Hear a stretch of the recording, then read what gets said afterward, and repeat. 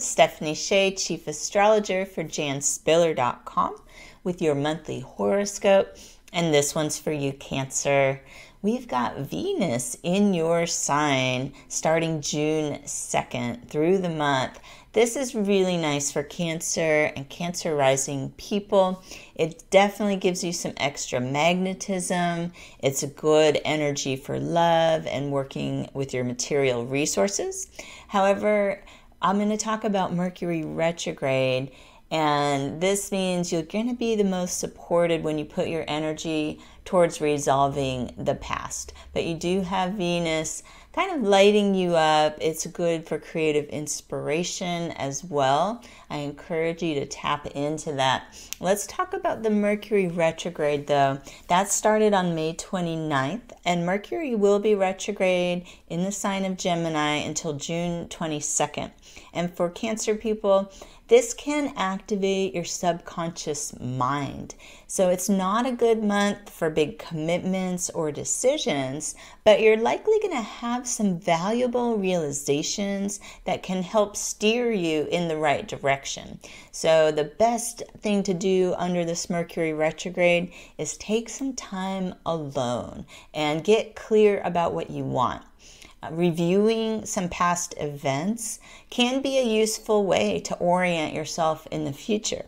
So when you do that in a mindful way, not to just live in the past or get bogged down in it, but to review it in a way almost like you're watching a movie, and then think, what did I learn from that time period?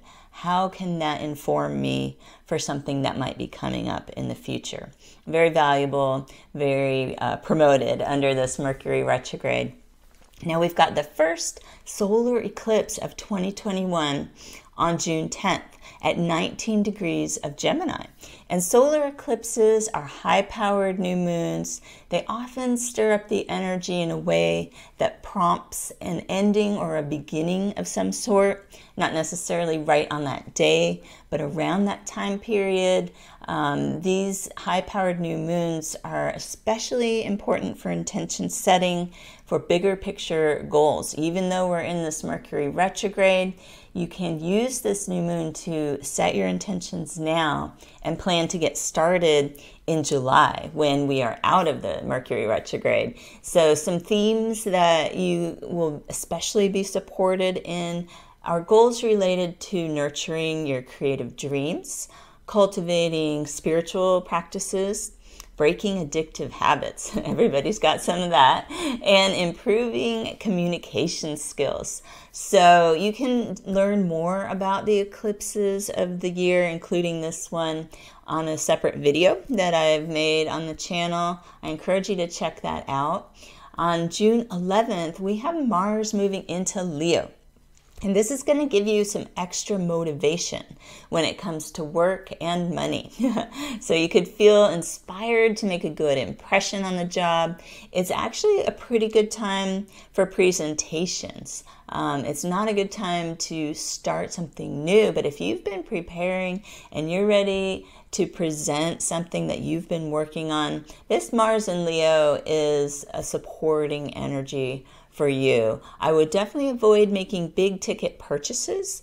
And if you do happen to take on a new job between June 1st and 22nd under this Mercury retrograde, try to leave yourself room to renegotiate the terms. And even if things feel a bit bumpy in your work life, this Mars in Leo offers you courage and resilience to land on your feet, to make the most of things. So keeping that in mind, I think, will help you this month. Now, we've got Saturn and Uranus in an exact square on June the 14th. This is some bigger picture astrology of 2021. There's a few times this year that this square is exact. This month, June 14th, is one of them. This could manifest in the form of a bit of pressure on a friendship or intimate relationship. The Saturn-Uranus square could bring some issues to a head if things have gone unaddressed or unsaid, they might get shaken loose around this time.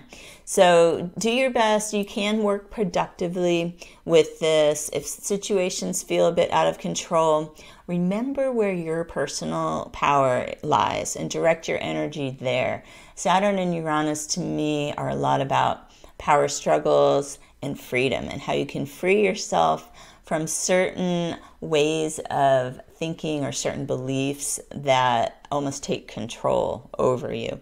And this can be completely internal, but sometimes these power struggles also occur in our important relationships.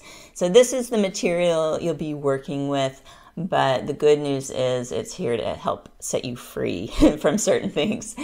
So Jupiter will station retrograde on June the 20th, and that happens to be the same day the sun enters your sign, Cancer. So that's the solstice, of course, summer solstice in the northern hemisphere, winter solstice in the southern hemisphere.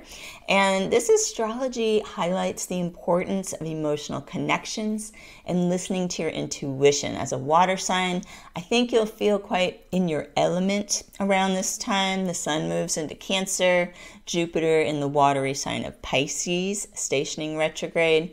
A few days later, on June 25th, Neptune in Pisces will station retrograde. Now, all this water, the flip side can be too much emotion. You might feel a bit overwhelmed. Remember the astrology that's happening, put it in context, and realize a few days after this Neptune retrograde, you'll probably feel a lot more clear. Jan Spiller always advised being extra gentle with yourself around Neptune retrogrades and not forcing any big decisions around that time or any actions that just don't feel right. So you can use this more as a time to get in your bubble, to find out what you need for yourself. And as we move towards the end of the month, the energy is going to pick back up again. It won't feel so emotional. We've got this full moon June 24th at 3 degrees of Capricorn. Of course, people born under the sign of Cancer do feel the full moons quite a bit. This one is opposing your sun. If you were born on or around June 25th of any year, or for people who are around 3 degrees Cancer rising, this could be an especially challenging full moon. That is true. It could feel emotional about relationships. What's going to really help is tapping into the Capricorn energy that's productive. And what I like about Capricorn is that it gets pretty grounded, pretty practical. You can see things in more of a realistic way and avoid letting yourself get carried away with emotion before you have a handle on all the facts. So hopefully that can be a helpful way to work with this full moon and maybe finally get things resolved in a partnership area or in a certain interpersonal relationship that just needed to get some of the kinks ironed out, some logistics perhaps.